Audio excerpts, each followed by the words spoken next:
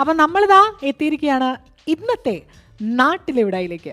ഓരോ ആഴ്ചകളിലും ഓരോ ശനിയാഴ്ചകളിലും UAE സമയം ഉച്ചയ്ക്ക് 2 മണി മുതൽ 4 മണി വരെ നമ്മുടെ നാട്ടിലെ മനോഹരമായ ചില സ്ഥലങ്ങളുമായിട്ട് റേഡിയോ കേരളം 1476 AM നമ്മൾ വരാറുണ്ടല്ലേ. അപ്പോൾ ഇത്തവണ നമ്മൾ എങ്ങോട്ടാണ് പോകുന്നത് എന്നറിയണ്ടേ? ദേശിംഗനാടിൻ്റെ കുട്ടനാട് എന്നറിയപ്പെടുന്ന ഒരു സ്ഥലം. കേണൽ മൺട്രോയുടെ സ്മരണാർത്ഥമാണ് മൺട്രോ തുരുത്ത് എന്ന് പേര് ലഭിച്ചതെന്നാണ് പറയുന്നത് കേട്ടോ. അപ്പോൾ നമ്മുടെ അഷ്ടമുടി കായലിനും കല്ലടയാറിനും ഇടയിൽ 8ഓളം ദ്വീപുകൾ ചേർന്ന ഒരു തുരുത്ത്, അതാണ് നമ്മുടെ മൺട്രോ തുരുത്ത്. അപ്പോൾ കൊല്ലം ജില്ലയിലെ മൺട്രോ തുരുത്തിലേക്കാണ് നമ്മൾ ഈ ആഴ്ച ഇന്ന് യാത്ര ചെയ്യുന്നത്. മൺട്രോയിലുള്ള ഒരുപാട് പ്രവാസികളും നാട്ടുകാരും ഇന്ന് നമ്മളുടെ കൂടെ ജോയിൻ ചെയ്യും. അവരുടെ നാടിൻ്റെ ഓർമ്മകളും നൊസ്റ്റാൾജിയയും വിശേഷങ്ങളും ഒക്കെ നമ്മളുടെ കൂടെ പങ്കുവയ്ക്കാൻ. അപ്പോൾ നിങ്ങൾക്ക് കേൾക്കാം റേഡിയോ കേരളം 1476 AM, കാണാം radio Keralam 1476 AM social media ഹാൻഡിലുകളിൽ നാട്ടിലെവിടാ വിത്ത് മീ സ്വാതി. അപ്പോൾ നമ്മൾ സ്റ്റാർട്ട് ചെയ്യാണ്. മൺട്രോയിലേക്കാണ് നമ്മൾ ആദ്യം പോകുന്നത്. അപ്പോൾ ആദ്യം തന്നെ ഒന്ന് മൺട്രോ കണ്ടുവരണം നമുക്കല്ലേ, ഒന്ന് അറിഞ്ഞിരിക്കണ്ടേ. ആദ്യം നമുക്കൊന്ന് കണ്ടുവന്നാലോ നമ്മുടെ മൺട്രോ.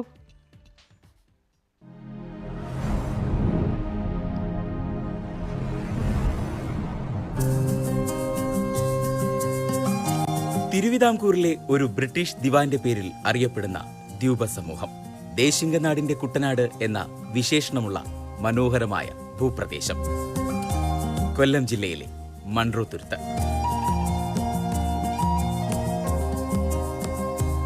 അഷ്ടമുടിക്കായലിനും കല്ലടയാറിനും മധ്യയുള്ള 8 ദ്വീപുകൾ ചേരുന്നതാണ് മൺട്രോ തുരുത്ത്. ഈ ഡെൽറ്റ പ്രദേശം ഒരു ജൈവ കലവറയാണ്. ഇവിടുത്തെ കണ്ടൽക്കാടുകൾക്കിടയിൽ സവിശേഷമായ ഒരു ആവാസ വ്യവസ്ഥ തന്നെയുണ്ട്. സിനിമാ ഷൂട്ടിങ്ങിന്റെയും വെഡിംഗ് ഫോട്ടോഗ്രഫിയുടെയും ഇഷ്ടകേന്ദ്രമാണ് മൺട്രോ തുരുത്ത്. 2016 റിലീസായ മൺട്രോ തുരുത്ത് എന്ന ചിത്രമടക്കം നിരവധി സിനിമകൾ ഇവിടെ ഷൂട്ട് ചെയ്തിട്ടുണ്ട്. കരയിലെ തെങ്ങുകളും കായലിലെ ചെമ്മീൻ കെട്ടുകളും ഈ നാടിന്റെ പ്രധാന വരുമാന മാർഗമാണ്.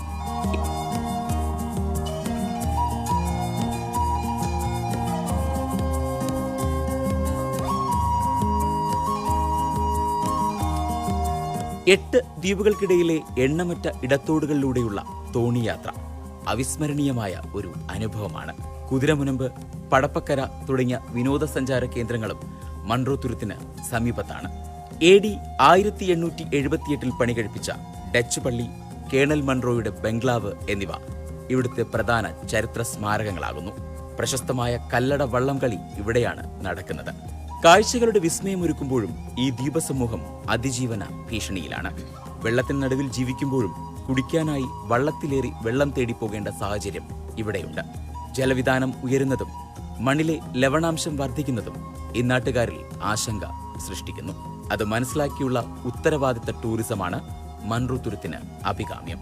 മൺട്രോ തുരുത്ത് അത് വെറുമൊരു തുരുത്തല്ല, മണ്ണിനെയും മനുഷ്യരെയും ഒന്നാകെ ഒന്നിപ്പിക്കുന്ന ഒരു ഭൂമികയാണ്. സത്യം അല്ലേ, മൺട്രോ തുരുത്ത് അത് വെറും ഒരു തുരുത്തല്ല. ഇത് കാണുന്ന ഓരോ പ്രവാസികളും, ഓരോ മലയാളികളും, പ്രവാസികളായാലും ഇവിടെയുള്ളവരായാലും അത് അത്രയും എൻജോയ് ചെയ്യുന്നു എന്നുള്ളതാണ് അല്ലേ. ഓക്കെ, അപ്പം നമ്മളിനി നമ്മളുടെ അടുത്ത കോളറിലേക്ക് പോവുകയാണ്. നമ്മളുടെ കൂടെ ഷിബു ചേട്ടനാണ് ജോയിൻ ചെയ്യുന്നത്. ഹായ് ഷിബു ചേട്ടാ, നമസ്കാരം. നമസ്കാരം. ഇത് നമ്മുടെ കൂടെ ആരാണ്? ഒരാൾ അവിടെ ഉണ്ടല്ലോ സൈഡില്. അത് ഓടിക്കളഞ്ഞു. മോളുടെ പേരെന്താ? അമേയ. ഇവിടെ ദുബായിലാണോ? ഞാൻ അബുദാബിയിലാണ്. അബുദാബിയിൽ എവിടെയാണ്? അബുദാബിയില് ഞാൻ നമ്മുടെ ചർച്ചിന്റെ ഏരിയയില് ഇമിഗ്രേഷൻ ഓഫീസ് എന്ന് പറയും. Immigration office saint Joseph church ഏരിയയിലാണ്. ശരി, പുറകില് നമ്മുടെ നാടങ്ങ് വെച്ചിട്ടുണ്ടല്ലോ, ഒരു നൊസ്റ്റാൾജിയ അല്ലേ? ഇന്നലെ വരെ ഞാൻ നാട്ടിലായിരുന്നു. ഇന്ന് വെളുപ്പിനെയാണ്. അതെന്തായാലും ഒരു നമുക്ക് വേണ്ടി വന്ന പോലെ നാട്ടിൽ നിന്ന് അല്ലേ.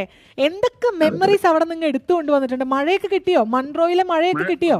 മഴയൊക്കെ ആസ്വദിച്ചു. എനിക്ക് മെമ്മറി എന്ന് പറഞ്ഞാൽ എനിക്ക് ഏറ്റവും കൂടുതൽ സന്തോഷം, എനിക്ക് ഓർമ്മയിൽ നിൽക്കുന്നത് ഞങ്ങളുടെ വള്ളംകളിയാണ്.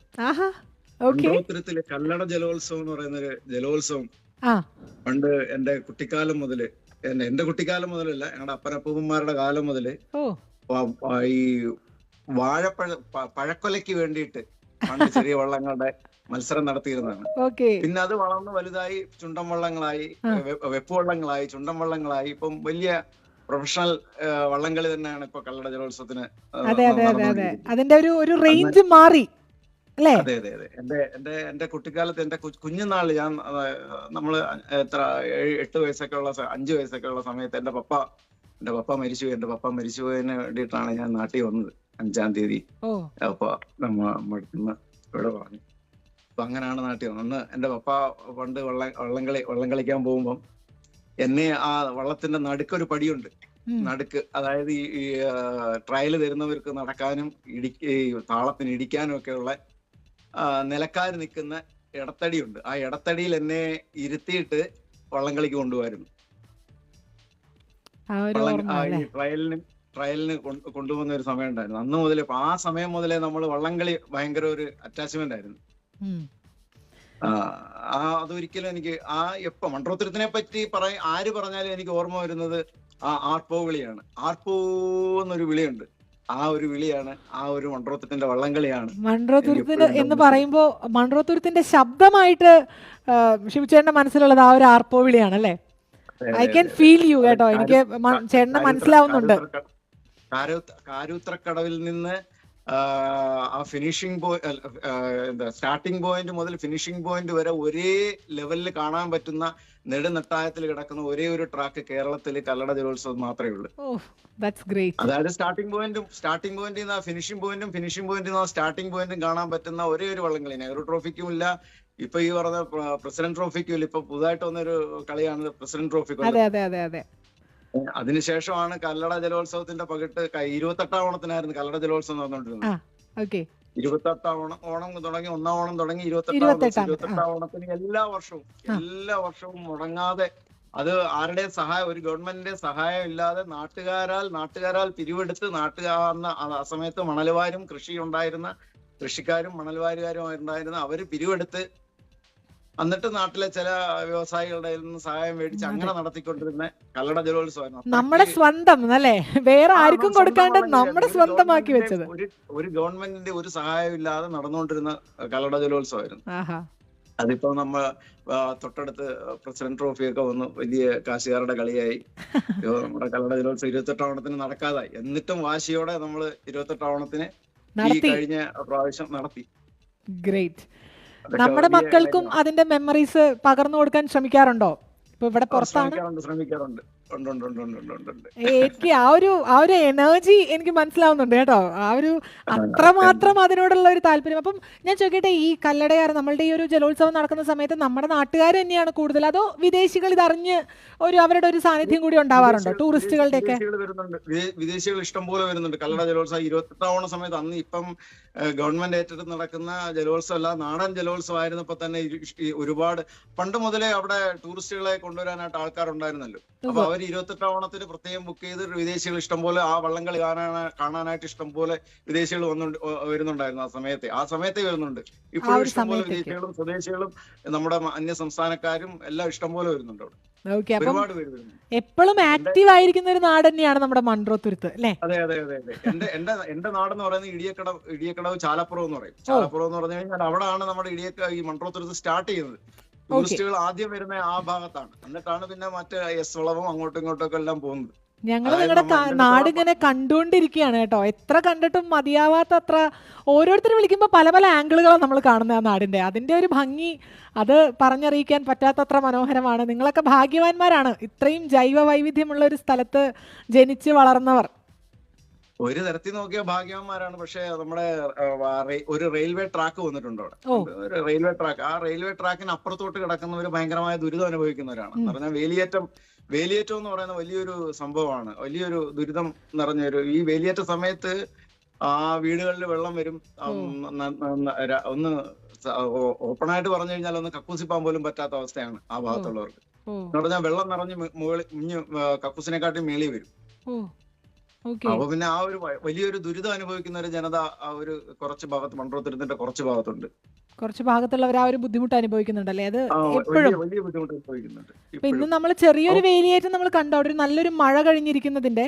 അപ്പൊ അത് വീടുകളുടെ ഉള്ളിലേക്കും കൂടി കയറുന്ന രീതിയിലേക്ക് ഉണ്ടാവാറുണ്ട് അല്ലെ? അത്രയ്ക്കും. പിന്നെ വേലിയേറ്റ സമയത്ത് ആ ഒരു ഭാഗത്ത് വേലിയേറ്റം കയറുന്ന ഭാഗങ്ങൾ താമസിക്കുന്നവർക്ക് വലിയ ദുരിതമാണ്. അതായത് സുഖമില്ലാത്തവരെയൊക്കെ അവര് എങ്ങനെ എടുത്ത് മാറ്റും എന്ന് അതിനെപ്പറ്റി ചിന്തിച്ച് നമ്മൾ നേരിട്ട് കണ്ടു കഴിഞ്ഞാൽ വലിയ വലിയ പ്രശ്നമാണ് അവിടെ ഈ വേലിയേറ്റ സമയത്ത് ഉണ്ടാകുന്നത്.